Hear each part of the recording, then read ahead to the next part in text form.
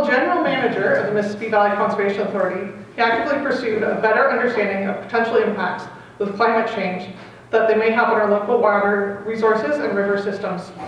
Paul is a former Director of Climate Network Lanark and is currently the President of the Mississippi Valley Conservation Federation. Please welcome Paul to the front.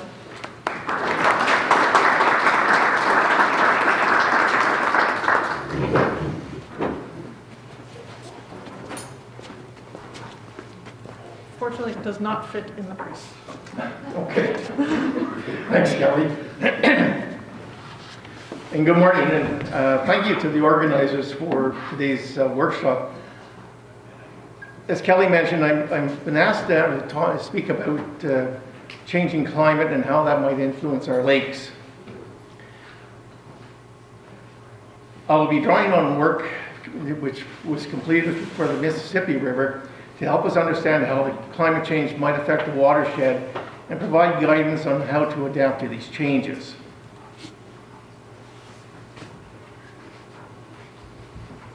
The United Nations Intergovernmental Panel on Climate Change has been studying and reporting on the impacts of climate change for over 35 years. And in March of 2023, it released its 6th assessment report. Next. The report concludes that in the period of 2011 to 2020, average global temperatures reached 1.1 degrees Celsius above the pre-industrialized period defined as 1850 to 1900. Next. To put this in a little context, in 2016, 194 countries ratified a long-term temperature goal limiting increases to below 2 degrees Celsius while pursuing efforts to limit the increase to 1.5 degrees Celsius, trying to keep it below 1.5. Next.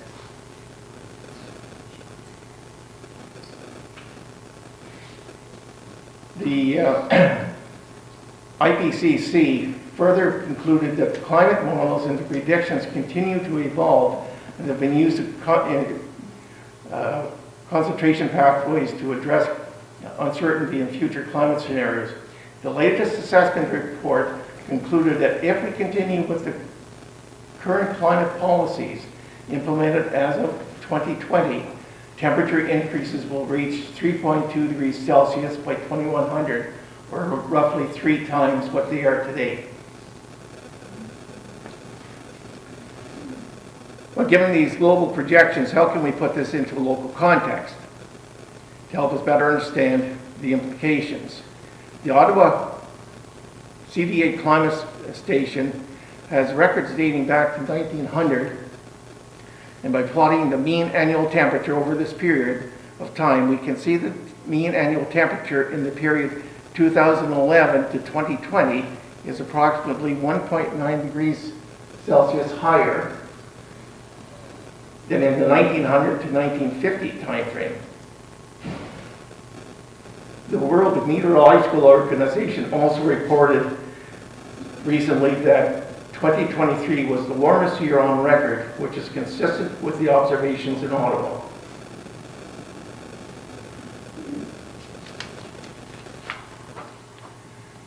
When we plot the annual precipitation record, we can notice a slight increase in precipitation over the period of record.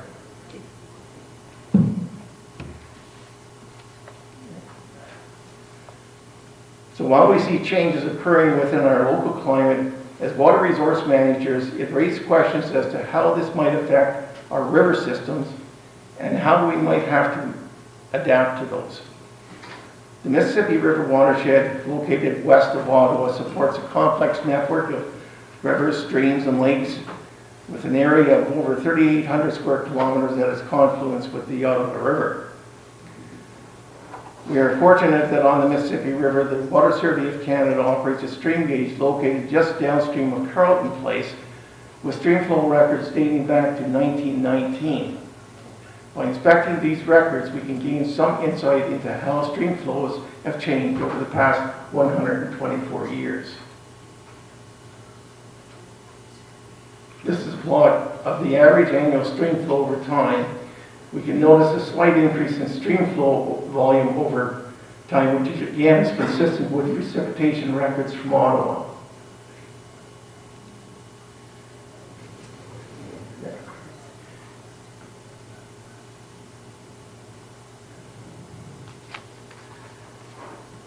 The average summer stream flows indicated greater range in stream flow conditions, again during the latter part of the record, where we're seeing greater highs and lower lows. Next.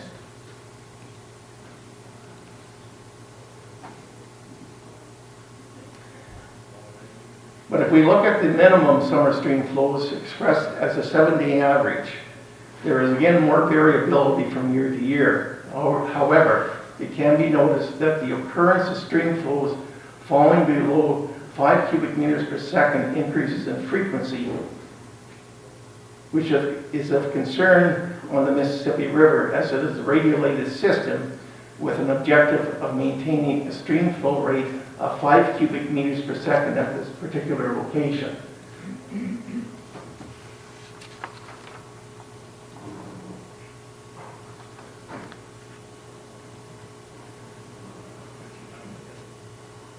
The observed trends in the stream flow record are consistent with the International Panel on Climate Change Fifth Assessment Report for North America and appear to be attributable to underlying changes in our local climate. In order to properly understand how projected changes in climate might affect the river system, we needed to account for the various aspects of the watershed's hydrologic system.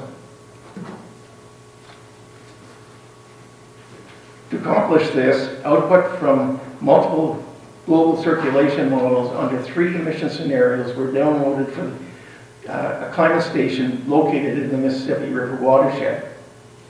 The output was used to generate daily precipitation and temperature values over 4 30-year periods.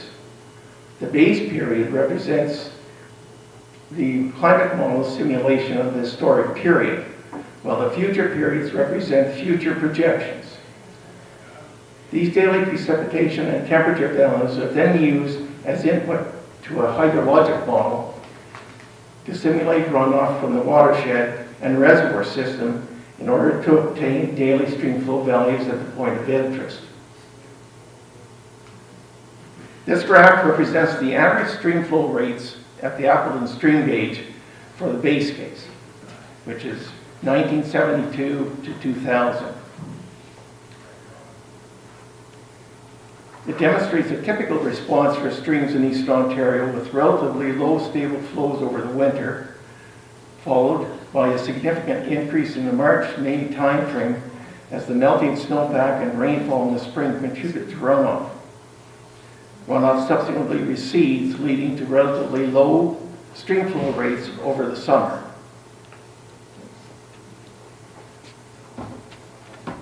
As stream flow conditions are projected into the future, we can expect significant increases in winter stream flows with earlier freshets occurring, followed by lower stream flows over the summer, which is consistent with our observations of the historical stream flow record.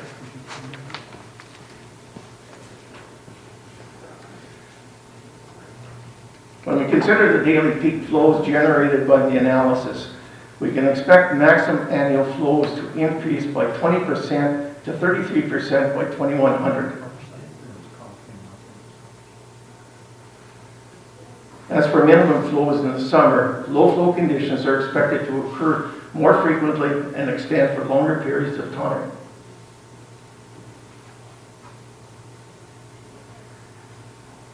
Changing topics, Dr. John Castleman from Queen's University led an investigation into the effect of climate change on fish communities in the Mississippi River. While this project involved various subcomponents, I would just like to touch on his findings of most relevance to today's purpose. Castleman developed a fish recruitment temperature relationship which demonstrated that over a 30-year period there was a significant decline in cold water fish species of approximately 60%, while warm water species recruitment over a 20-year period, it increased by 60%. This corresponded to an increase in summer surface water temperature of 1 degree Celsius. Castleman concluded that a relatively small increase in temperature is associated with a substantial increase in recruitment of warm water species and a reduction in recruitment of cold water species.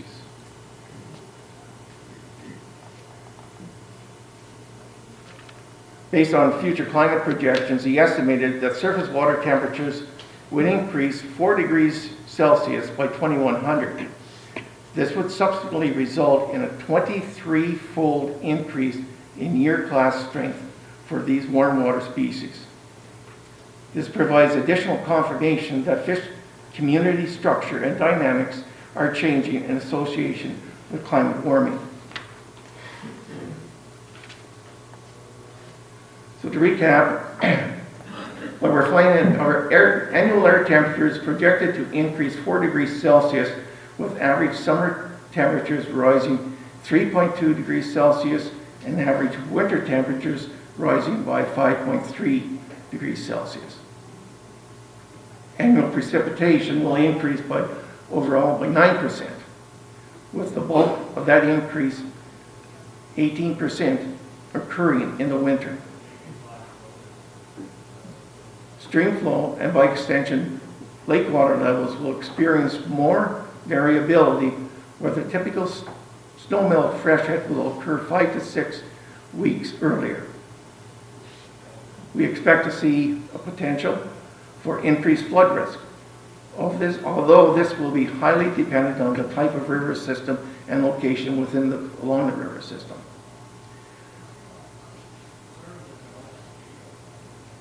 We can expect to see more frequent and prolonged low flow periods, where stream segments can become isolated.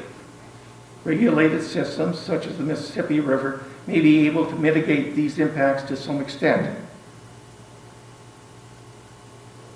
But there are limits to which can be achieved. Longer ice-free periods may have a range of implications for our lakes, including ice safety during the winter months. And higher surface water temperatures will result in changes in fish communities, degraded water quality, and algae growth.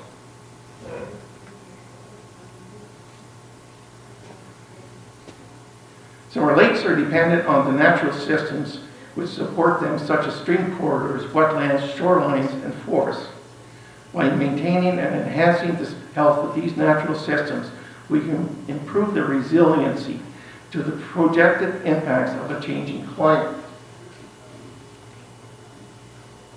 And I would encourage you to continue your deliberations such as today. As a group, what you are doing is exactly what needs to be done to help us build resilience for our lakes and watersheds. Thank you.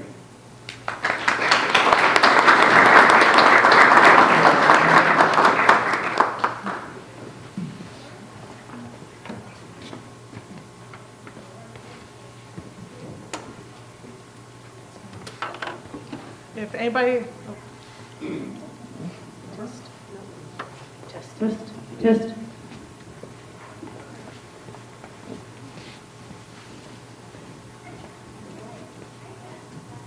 Thank you, Paul, for that presentation. That was very interesting. You're going to talk into it more? Hello. There you go. Yeah, so I was just curious about the effect of climate change on the planet relative to the latitude. And I've heard that, for instance, the North Pole and northern Canada in general has much, when there's let's say a 2-degree increase planet-wide, that the effect is felt at the poles a lot more.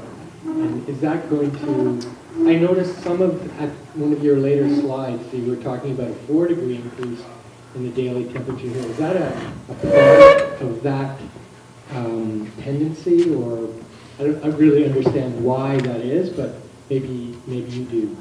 Well, Rob, thanks for the question. I'll try to explain it as far as I know.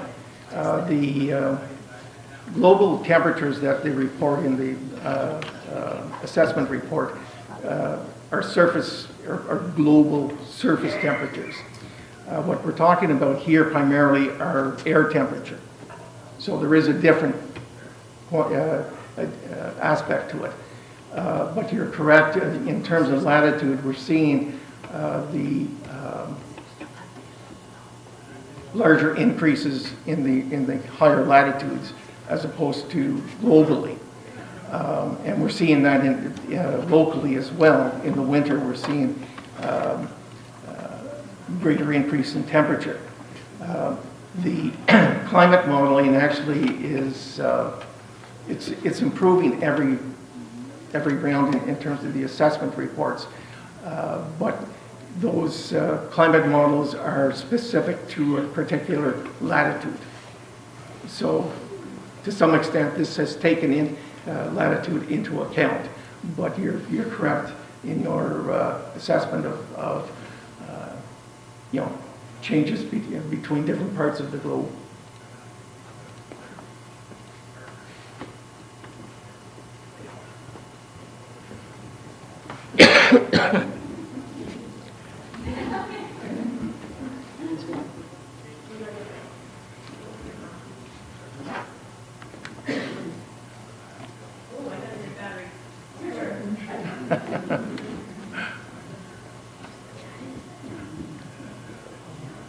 Thank you, Paul. I have a couple of questions, I guess. Do you know who at the Mississippi Valley Conservation Authority is working on these models? I remember a number of years ago there was an engineer, a woman, who was working on them. And I don't know if she's still there or if somebody else is working on updating the modeling work that was done. As the only current MVCA employee in the room. Unfortunately, Soba has left us. She's moved on to other places. And so I think right now our engineering team are not currently working on it. They've been really tasked with updating floodplain mapping and doing a really thorough job on that kind of analysis of our watershed and expanding it to more than just the typically floodplain prone and floodplain regulated areas. So that's been their focus for their staff time, but the model does still exist. It's just not being updated. It's a very impressive model. It's one of the few that I know has brought the global scenarios down to the local level. So as the planner for Tay Valley Township, I have used it in the past and I would like to keep using it.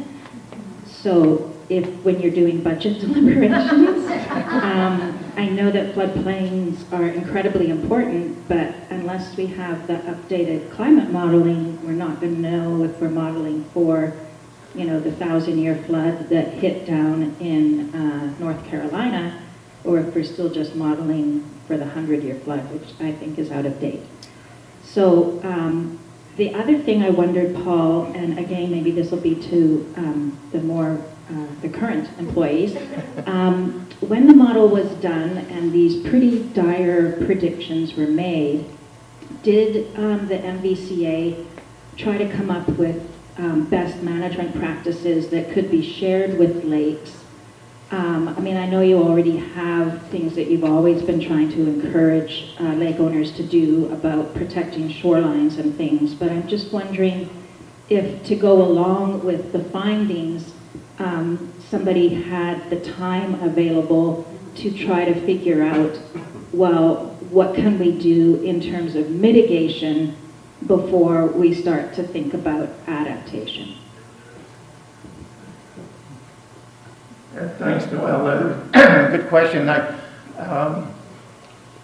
Being out of touch for the past several years, one of the things that when we completed the analysis, and we did look at options, particularly from a reservoir management perspective, can we mitigate some of these or address some of these changes through our existing reservoir system? And we can, to some extent. But in order to do that properly, the recommendation was that we really needed to prepare a long-term watershed plan, which incorporated some of these questions and engaged the lake communities and other municipalities to address them properly. Now, I know that the authorities was in the midst of developing a watershed plan, but beyond that, I'm not sure where it sits. Thank you for your presentation. I'm always interested to hear about climate change, and it appears to me that 5 years ago, 10 years ago, climate change and the environment was really a hot button for everyone. And it seems like it slipped below all the other issues like housing and healthcare and the economy and things of that nature. How do we make sure that the environment and issues like climate change don't get lost in the political shuffle going forward? Yeah, thanks for that question. Next, I guess the only thing that I can suggest is analysis such as this. When we first got into it, there was a big question as to whether or not climate change was actually a driver for some of the changes we were seeing. And I think the intent was to prove that yes, what we're seeing in terms of changes in our river systems, in our watersheds, does have a climate signal to it. And with that ability, I think we need to continue to implore on our local politicians that this is an issue. And some of the solutions are not necessarily that complicated, not solutions. We won't resolve it, but we can improve the situation. And Noel is certainly in the best position, but Lanark County, for instance, as part of their official plan process, will be considering the mapping natural heritage systems, which I think is a major step forward. Thank you.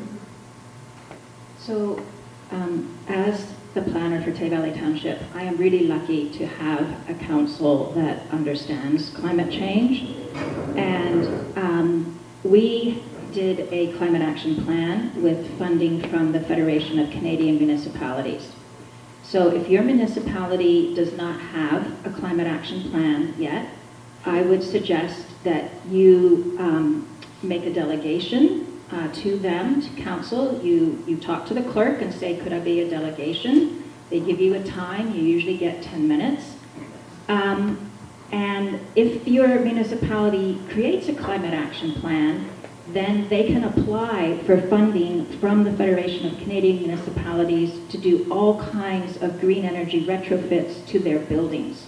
So it's not just a nice to do, it's they will get money to upgrade the assets that their asset management plans, which are all due July of 2025, to be completely completed. They should have been working on them for the past 4 years. They would know which of their assets, their buildings, their snowplow trucks are coming to the end of their life and when they need to be replaced. And if they can get money from the Federation of Canadian Municipalities to replace those with something that's more energy efficient, why would they not do that? So a delegation to express your lake's concern or residents' concern about them not having a climate action plan, given all the disasters we've had this past summer and the projections that Paul has revealed. Do it for helping their budgets, because no one has enough money to replace all the assets they have in their municipalities. Do it for emergency planning resilience, so that they know where the most likely places in their municipalities are to suffer impacts through flooding or where your elderly population perhaps is concentrated for heat effects. So I think that's one way that lake associations can do something locally. Obviously, you can do the same at the provincial level and the federal level and lobby and send letters. And I think the other thing is at the county level, a lot of counties are updating their official plans now, and that is an opportunity to get involved. And now the federal government, it has money for climate adaptation plans. So if you haven't got the climate change mitigation plan to begin with, you're not going to get money for the climate adaptation plan. So if you go on a website called the Green Municipal Fund, you'll see all kinds of information about what money municipalities can get. And I think that would be really helpful for you. The last website I would recommend you look at is called capital R, small e, capital C, climate. So Climate. It's out of Carleton University, and they work with Environics to look at what messages resonate with what groups of people in Canada. So they've divided Canada into sort of 5 groups of people. You know, really committed environmentalists, people who never want to hear the word climate change in their life, but do respond to things like fairness and preparedness and caring about your neighbors. So it's really interesting, if you know your council, you might not want to go in there and even use the words climate change, depending on kind of what they're like. It might just be all about emergency preparedness and making sure our neighbors are going to be okay if we get floods. I could talk about this all day. Thank you. Well done. We have a question here in the front. Hi, thank you for your presentation, just wondering about fire risk. Do any of these projections look at implications for tree cover and forests in the watershed and fire risk? Unfortunately, not directly. The only the aspect that might be relevant is one of the issues that we're dealing with now and more likely in the future is that, as I mentioned, there's a projection for less precipitation in the summer and higher air temperatures. The issue is that evapotranspiration will increase and actually surpass the available water supply, which will then obviously create conditions favorable for wildfire. So, SOBA, who did the modeling for this study, actually produced a water budget which demonstrated that the water deficit was going to grow over time in the summer. So there's a increasing risk. It's just a question of trying to manage that risk. Yeah, hi. Thanks so much. I'm Peter from Bob's Lake, and thank you so much for doing this. We're talking about at our level, and this is where we can start to continue to work immediately at a higher level, as somebody said a couple of questions ago. Greenhouse emissions, right, affects us all in the world. What's the interest, what's the appetite to discuss the bigger picture of greenhouse emissions? Because it doesn't just mean, of course, old clunkers like my truck outside using, high octane gasoline. It involves farming, it involves waste disposal and things like that. Is it compartmentalized just amongst the scientists, or is there any interest in governments that you know or anybody else knows about that would help us solve this, in the midterm, and not just look at one particular aspect? Thanks. I don't have a clear answer for you, but what I would, my experience with the group Climate Network Lanark, they're individuals who are passionate about trying to come to grips with climate change, both from a mitigation as well as greenhouse gas emission reduction. And there are several programs that they've initiated to help communities come to grips with that. And I would encourage you to look at what Climate Network Lanark is doing and get involved more so with them, because it's sort of that grassroots. It's not government, it's grassroots that I was quite pleased to see that the County of Lanark actually are engaging with them and working with them, which I think is going to be the solution in the end. Thanks.